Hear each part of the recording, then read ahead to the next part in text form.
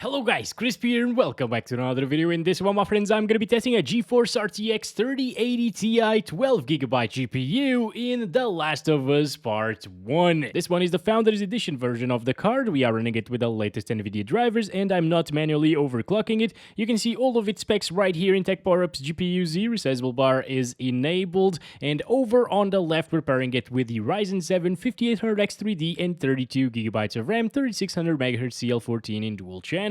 Let's get into it, shall we? Oh boy, that power consumption already, Jesus Christ. It's been a while since I tested this card. Holy crap. Anyway, let's go over the settings. I am playing at 1080p first. We're also going to test higher resolutions. No DLSS is being utilized, and we're playing on the ultra graphics settings, which, well, is probably adequate for a 3080 Ti, especially at 1080p and 1440p, because we got those 12GB of VRAM. Let's go. This is a very intensive area. If you remember, the 4060 Ti in this same area right here was dropping from 60 frames per second at 1080p resolution. And of course, the 3080 Ti is a much faster card than that one, so it will have no trouble whatsoever. Oh boy, it still has some stuttering issues, this game. It was probably just rendering in something. But yeah, it will have no problem whatsoever playing this at ultra settings, especially at 1080p, because it was a 4K gaming card, in my opinion, back when it released in 2020. Oh boy, I missed that one. Wait a second, let's continue here. This is one of the most intensive areas that I've come across so far in this game, by the way. Something to do with the snow, I guess, because we've been to like forest or jungle areas, you know, and it wasn't as intensive as this. This is much better than the 4060 Ti. Of course, the 4060 Ti is closer to like the 3070 or 3060 Ti, which were the mid-range cards of the 30 series, and this was a ultra high-end one, basically, released for $1,200. That was way too much. Also, yes, I am playing this all over again because I overwrote the save file from the RX 560 video, so sorry about that. I gotta repeat all this, but I'm gonna be a little bit quicker. Also, that VRAM usage is totally under control here at 1080p ultra settings. Under 9 GB there, that's nice. And that power usage, though, is just, it's insane compared to the 40 series, man. Jesus. It's really crazy stuff right here from Ampere. In the cutscene, we get slightly higher FPS with the depth of field effects and stuff, so no problems. Yeah, this won't really have any issues whatsoever playing at 100 FPS or so at 1080p ultra settings. And this game is super intensive, alright? I'm still gonna enable some DLSS to see if we can achieve like a high refresh rate experience. Gonna skip the cinematics so I don't spoil many things to you guys. And, ooh, that DLSS, I can see that. Did you see in the fire and the little branches there? Yeah, pretty bad, actually. Anyway, it's not the best implementation in this game of DLSS.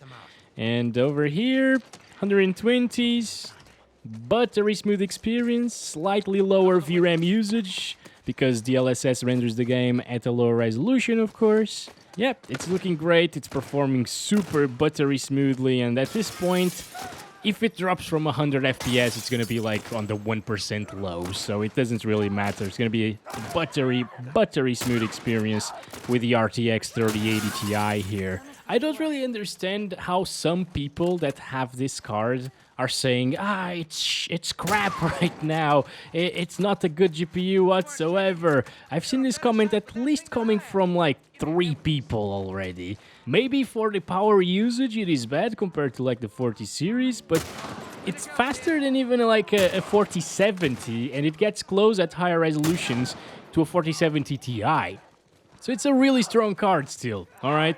Yeah, this is just buttery smooth. You know, let's move on to 1440p because that's the challenge here in this particular game, to run at ultra settings. Here we go, 1440p, DLSS is turned off, and we're still on ultra settings. Wow, it's still getting 90 FPS here. That is insane. If that's a bad GPU, I don't know what's a good GPU to you guys. What the hell? Look at that VRAM usage at 1440p, by the way. 9.6 gigabytes or 9.7 almost. Oh boy, oh boy. There we go. Stop it. No, I missed. Damn, these are some really good FPS, by the way. What the hell? 3080 Ti is a beast still for 1440p. You know, it was a beast at 4K when it came out, so of course it's gonna be relevant at 1440p for a really long time. Like, ultra settings at 1440p in The Last of Us Part 1 is not easy to run. On high settings, we'd get like 30 more FPS, and the game would look very similar. But if it doesn't drop from 60 with a 3080 Ti, why not play on Ultra, right? Like, it has enough VRAM, it has enough performance. Might as well give it that little bit of extra eye candy, right? Okay, let's shoot this. Oh boy, that was a terrible idea. They're drawn by sound. I don't think I shot the gun previously in the other playthrough. Oh boy, no. Pick up the ammo. We gotta go. No. Reload. Oh boy. No. Jim, bastard, get away from me. But yeah, the only downside of the 3080 Ti is that really huge power draw. Because you're gonna feel it in the electrical bills at the end of the month, especially in Europe, you know. Let's continue. Grab that ladder. And see, this is 100 FPS average. If we had some DLSS enabled, which doesn't look as bad as at 1440p as it did at 1080p, we would get over 100 FPS on average. That is just crazy for a new title that's so intensive like this one, and a little bit broken as well, right? Okay, here they come, guys. Let's kill them bastards. 100 FPS here. You know, we had a quite similar experience with the 4060 Ti, but it was on high settings, and I think with DLSS enabled to achieve around these FPS is really good, the 3080 Ti, man. Damn. I think if you can grab one of these for like $500 or so on the used market, it's definitely worth it. There we go. What are you doing? Do not die on me, sir. Do not. There it is. Okay, we got it. Oh boy. You can't die, otherwise I will lose the mission. Oh, there's the big fat guy. Ellie, I'm pressing the same key as before for the molly. It's not working. Okay, all right. It's good. We're all good. We're all fine. There we go. Some fire effects. Not a problem. All right, let's get close to the fire here. Yeah, it doesn't really matter. It doesn't drop our FPS by much. 80s now. Still extremely good performance here. Look at this scene right here with the depth of field dropping down into the mid-70s. So we're outside, things are much more intensive, and we're getting 60s. Still not dropping though, but it probably will drop in like really intensive scenarios. I'm curious to see it near the big house that killed basically the RX 560's performance. Ooh, look at that, 60 there. Okay, remember, this area where we are is the most intensive one that I have come across in this game with all of the snow and everything. So in other areas, even like the capital area, which I usually test in, it's gonna be a lot smoother, and it's not gonna drop from 60 whatsoever. It still hasn't dropped from 60, but it was too close for comfort, in my opinion. Okay, we're almost at the place that I wanted to show you. Was it here? I don't think so, no, but this is also really intensive. So I think we're just gonna go ahead and play... God damn it. Play with the DLSS, alright? No need to use like balanced or performance, of course, because it was already pretty damn good at native resolution. No need to even use DLSS, honestly. You can just enjoy it at native res if you want to. But this is just out of curiosity at this point to see how many FPS we can reach. There we go. That's a nice shot. All right. You get over here, boy. I'm gonna get you. This reminds me so much of Tomb Raider. All right. Who is shooting at us? I don't even know. Game still looks good, though. At 1440p with DLSS, and now we're getting a little bit higher FPS. You know, like 20 FPS higher or so. There we go. Who the heck is... Oh, there he is. Okay. I think now we got all of them. Finally. Let's grab some loot. Look at that. 140 frames, dude. and 120 on average. In this area, that's really impressive.